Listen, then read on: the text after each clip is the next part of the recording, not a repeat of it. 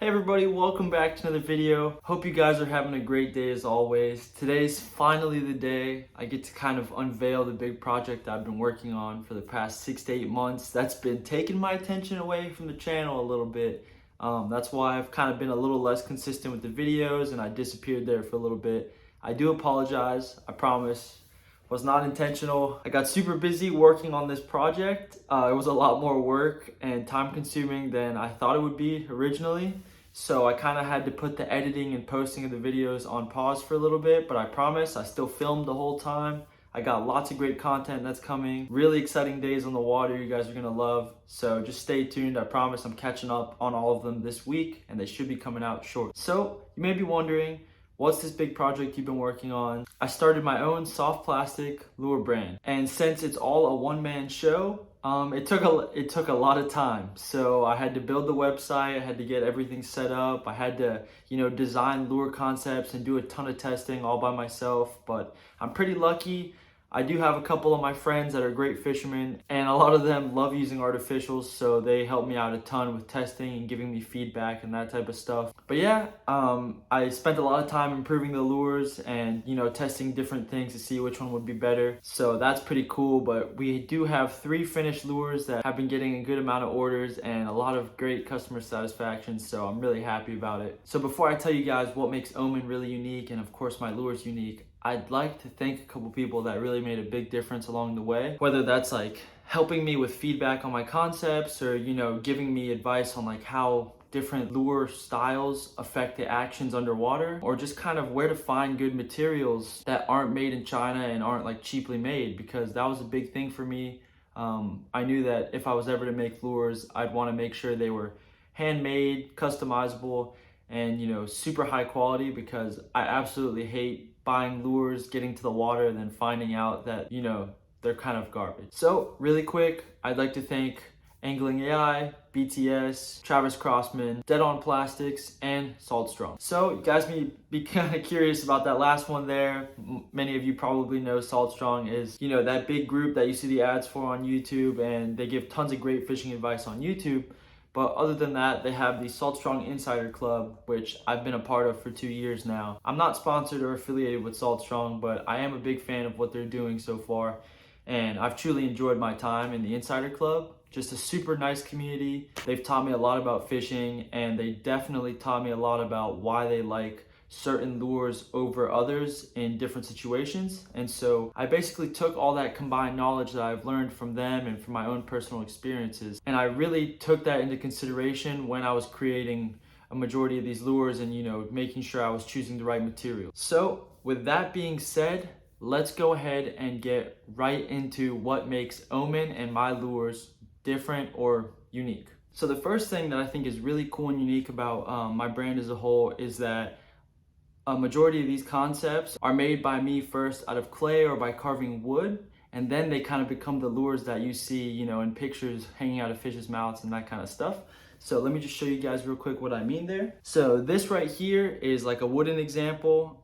It's one that I'm working on right now. It's not even close to being done yet, but you can see like a lot of stuff goes into making prototypes that need to be tested, because you need them to be as geometrically perfect as possible, or else they're gonna swim crooked or they're just not gonna have a good action. So a lot of stuff goes into bait making, more than you'd expect, but I've been having a lot of fun designing baits and testing them out on fish. Really quick, I'm gonna just show you guys one more little prototype I'm working on, just to kind of give you guys another example. So this is like a clay prototype. So basically made it myself out of clay. I put it in this this container so that I can pour the silicone on top of it to make the mold for this bait. And then here is what a finished version of this would look like. Obviously, it might not be the one that you're gonna see fully on the website, later down the road. This still has to undergo a ton of product testing by me personally, and a ton of good fishermen that I'm in contact with, and kind of get a lot of feedback, see if there's anything we can improve. All the lures undergo this process, so that's another pretty cool thing. But yeah, so the next biggest thing is that all of my lures are naturally buoyant. They float, so they're tough, but they're made out of a softer blend that's specifically for floating. And I did this because I like to sometimes fish flukes as topwaters, and for that very special lure that we're gonna get to here in a minute, I felt like when I did floating blend lures, they had a much more natural glide and swimming action in the water than the ones that kind of just sank to the bottom. That's just my opinion, but that's why I made them that way. So I think it's really cool because when you're bouncing a paddle tail and it lands, the tail sits kind of up and it looks a lot more natural than it just landing and then just falling over. So that's pretty awesome. The next thing that is super, super cool and different about Omen is, since I'm kind of a custom bait maker, there's a ton of customization options online. So the website is omenlures.com. Really proud of how that website turned out, by the way. That's really what took up the majority of my time here, is building a website on my own. That was a whole learning experience in itself, but I'm really happy with it. Anyways, every time you go and you select a lure, you're gonna see a ton of drop-down menus that are available for you guys to customize it exactly how you want. And there's everything from eye color to, the lure color. Some lures you can do, as many colors as you want, essentially, like 1 color, 2 color, 3 colors, different head color, different tail color, stomach color, back color, all kinds of crazy stuff. You can pretty much ask for whatever you want, and of course I'll do my best to fulfill that. But yeah, I mean, there's even options for like rattles in some of these lures. And yeah, there's like a little text box that's under there for all the customs. You guys can kind of give me a description of what you guys are looking for, and you can even submit a picture, which I think is really cool. But yeah, you guys get the point. Tons of options. Customization is like to the max. But yeah, I pretty much gave you guys the max customization I could. And that's honestly what's really cool about it, is because there's all this customization. All the lures are made to order.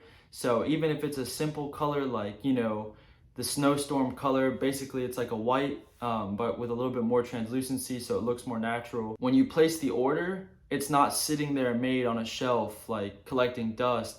It's freshly made, it has to cure for 2 to 3 days is usually what I like to cure it for after I make them, just to make sure they're nice and firm before they're packaged and sent off.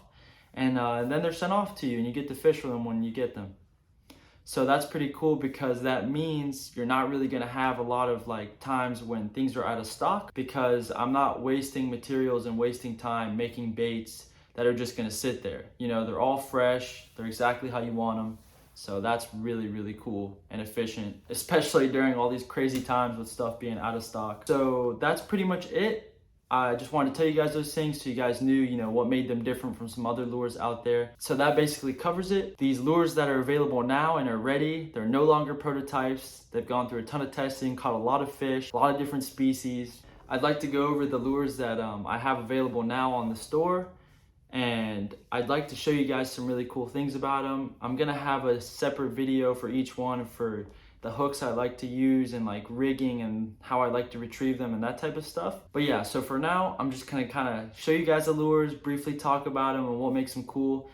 And then I'm gonna just show you guys, pictures as I'm talking of maybe some like orders that I've done that I like and some really cool stuff like that. All right, so let's hop into the 3 lures available now. First things first, no lure company or brand is complete without some kind of paddle tail or swim bait. So I introduced you guys my swim bait / paddle tail, the Ultra Swimmer. So here they are right here. This is the 4.5 inch version of the Ultra Swimmers. There's a 3.5 and a 4.5 available right now. Maybe sometime in the near future, I'll try and get a bigger one and, test it out and make sure it's good. But right now, 3.5 and 4.5 have been killing it. So that's what we've got. So let me explain these real quick. Pretty much your standard paddle tail, right? I mean, you don't have to reinvent the wheel. Paddle tails are really good for inshore fishermen and bass fishermen. So I wanted to make sure that mine had an eye, because a lot of times I like to rig mine weedless when I'm, sight casting snook, redfish, trout, flounder, cobia, stuff like that in the shallows. And my problem was that every time I decided to rig soft plastic paddle tails weedless, I didn't have that eye on there that I really like. I love to use those Z-Man jig heads with the eyes, because I really do feel like they generate more strikes. So I knew that if I ever made baits, I'd want to make sure that a majority of them that mimic bait fish and that type of stuff would have some kind of eye on there to help generate those strikes. The second thing that's on these lures, you may notice, it has a really ribbed belly. So that's definitely a little different there. But yeah, you can see they've got those ribs there on the bottom. That's not only for extra vibration and trapping scents like most people tell you. I can actually tell you as a bait maker that the reason most bait makers put those ribs in certain lures is because ribs slow down descent. So when you're bouncing these along or pausing them, it doesn't just sink to the bottom like a rock. Obviously it depends on the weight you're using, but it gives it a nice glide to the bottom, and so it looks more natural like a bait fish. And so that paired with the floating blend that's in all my plastics really makes it look like a natural little bait fish going to the bottom. So yeah, pretty cool little pilchard custom I did for a guy down in Tampa. Same guy also wanted more of like a darker brownish back with a bone belly and some silver, some chrome in there. You can kind of see it. Not sure if you can. It really kind of needs the sun to be on top of it. So another thing that I feel like is absolutely essential to have is some kind of fluke or profile that you can rig weedless and kind of twitch and let it glide. And that for me is the Ultra Flukes. So really cool one right here on the left. This is just a prime example of the kind of customs I do. This guy wanted a chartreuse tail that kind of faded into the back and then gold flake, but he wanted a majority of bigger gold flake there at the bottom. And that is because the way he explained it to me is that when he was bouncing it along in these potholes, it really gets the attention of some of those trout and flounder, because the belly gives like a big flash when he's twitching it along, and then they come up and eat it, I guess. But I'm not sure, how much that has to do with anything, because I've never tried a lure like that. But I know flukes are super effective, and I know these flukes are super effective because I spent tons of hours throwing them and catching, speckled trout, redfish. I've caught cobia, flounder on them. Really the fluke's another tried and true thing that I know I couldn't go without. So there you go. You can see these have red eyes. There's another part of that pilchard batch I did for that guy. But all of them have a weedless slot. And another unique thing about my flukes is that you can order them with rattle chambers on the inside. So here you go. This is the smaller size rattle chamber inside this pilchard one. Hope you guys can hear that well. It's more to mimic like a shrimp or, like a smaller bait fish, but I do have louder ones that I'll show you guys in a second in this next bait. So yeah, that's it for the Ultra Flukes. Really cool. These first two lures I showed you guys, absolutely killer. All right guys, and time for the final lure here. Probably the one I'm most excited about, and one that I've really wanted to become, a real deal lure for a long time, is the Finesse pilchard. So the reason these lures came into existence is because I absolutely love mirrodines and suspending twitch baits, especially in the spring and summer. They're really good lures for speckled trout, redfish, and snook.